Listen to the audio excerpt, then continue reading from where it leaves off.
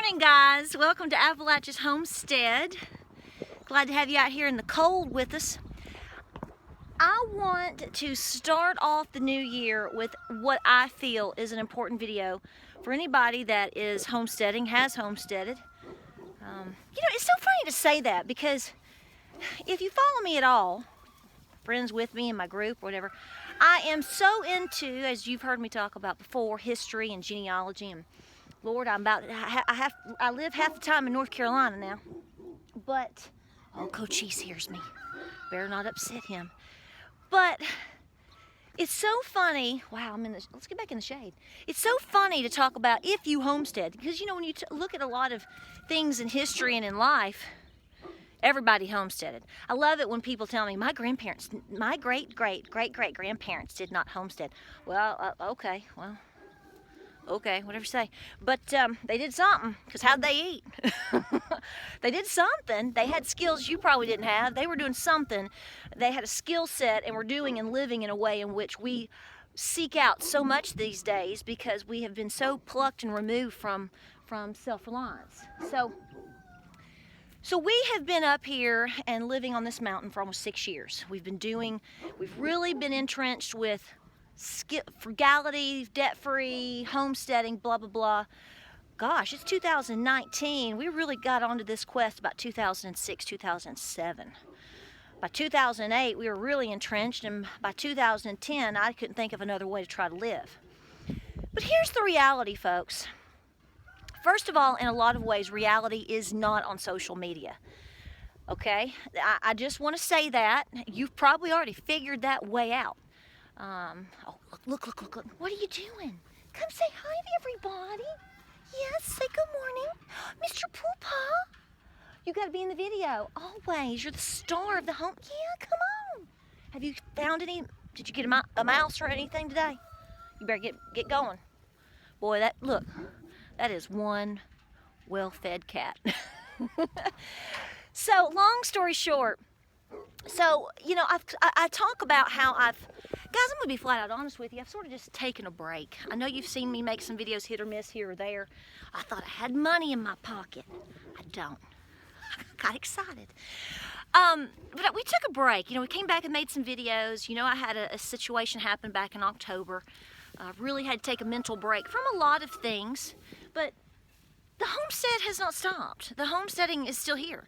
We're adding chickens. I'm incubating eggs today. I'm putting seeds in.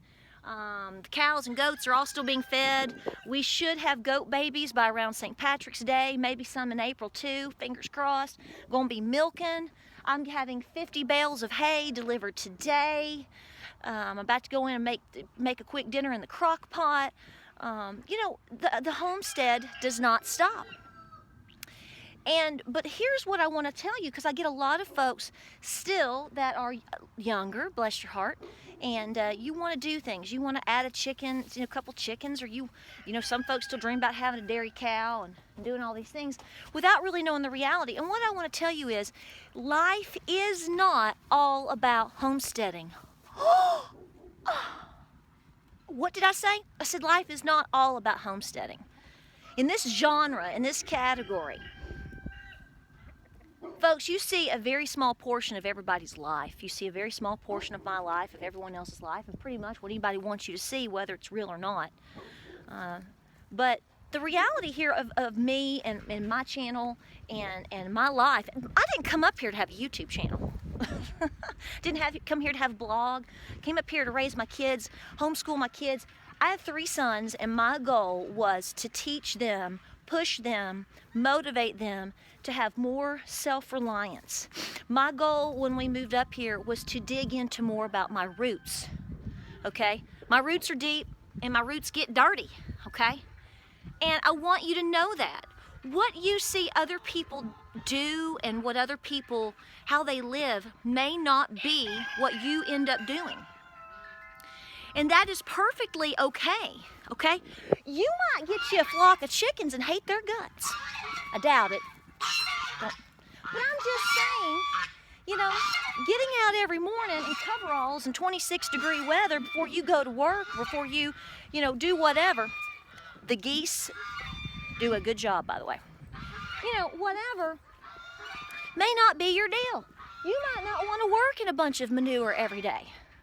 Or better yet, the reality is you may do it and you may not mind it and you may like it and love the food and the benefits and the exercise and the connection. But the reality is life changes. If you go back in history, if you dig on your roots, and I'm telling you, you really do, the secret to being happy is to understanding, one of the secrets to being happy, in my opinion, is to understand where you come from.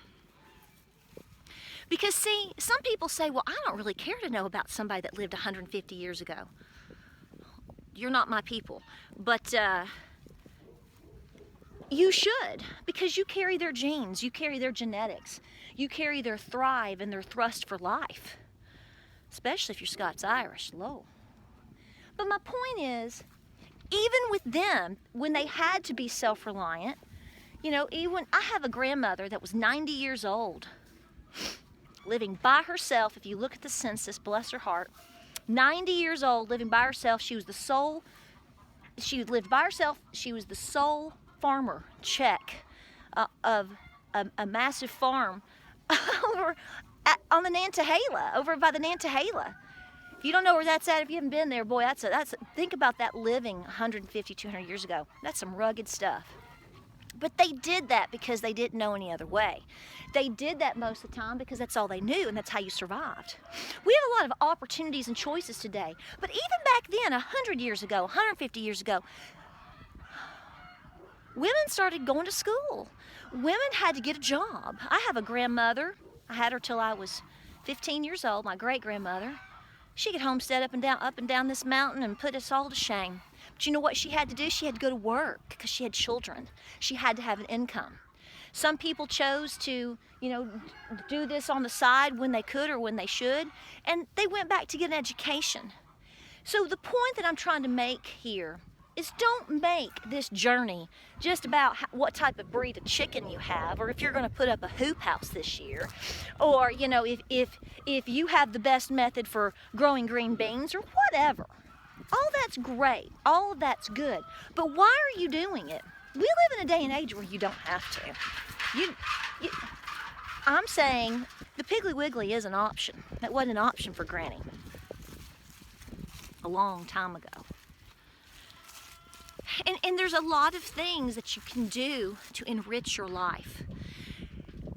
150 years ago, a lot of people had community around them. They had family around them. If you look at the census, whenever you're looking at the census, always look to see the name above and below. Who are they living next to? That's their community. That's their neighbor.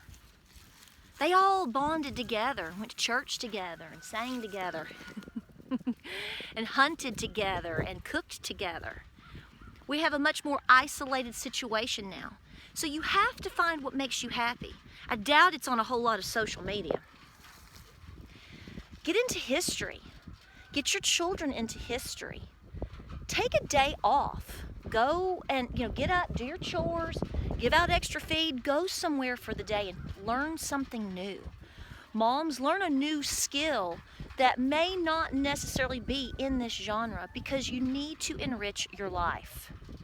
There's a lot of work here all the time. You know, and my kids aren't always going to live here.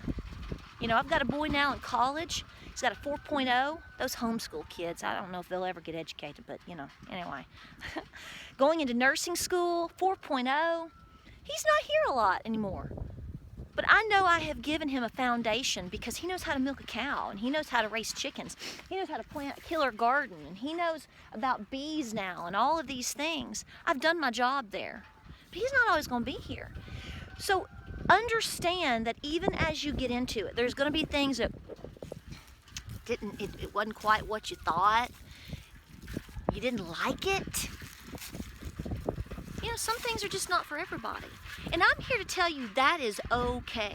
Don't feel any pressure from any sources or anybody that's painting a picture that it's all of these things and more, because sometimes it's just not. Life changes. You start to get older. You have to readjust things because you're starting to get a little bit older.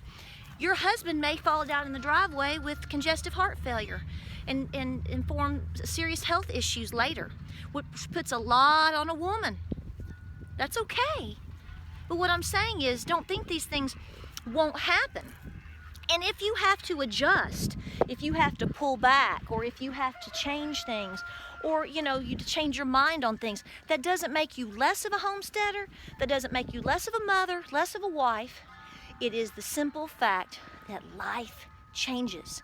So if you're coming into this, okay, I want you to know that. Somebody needs to tell you that. You might plant a variety of corn because that's what everybody does. And then you know what? You get in the kitchen, you go, this stuff sucks. I don't like it.